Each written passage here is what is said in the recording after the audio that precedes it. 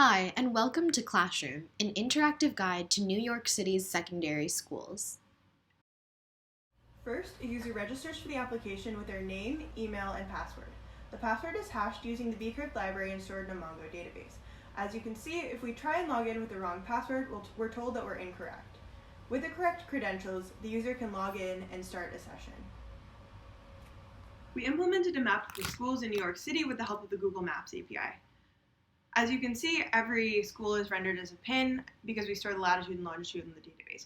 When you click on a pin, you can see the school names and a description of the school.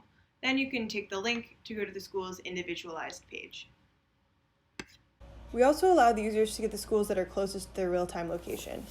We calculate the haversign distance between every school and the user's location, and then we display the 10 closest schools. The first time we create the modal, it takes a while to load because of the intensive calculation. However, when we load it again, we can see that the modal loads more quickly because we've already saved these values.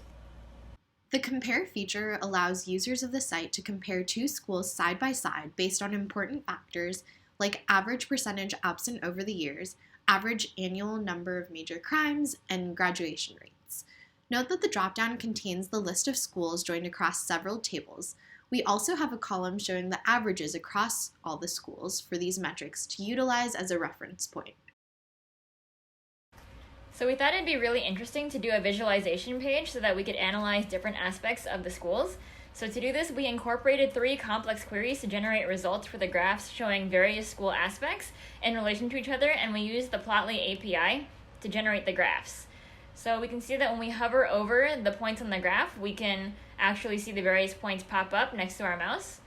So the three queries that we did were school absences versus economic need among students in schools, and we generated the correlation between those two fields also. We also looked at graduation rate versus school size and start time versus attendance.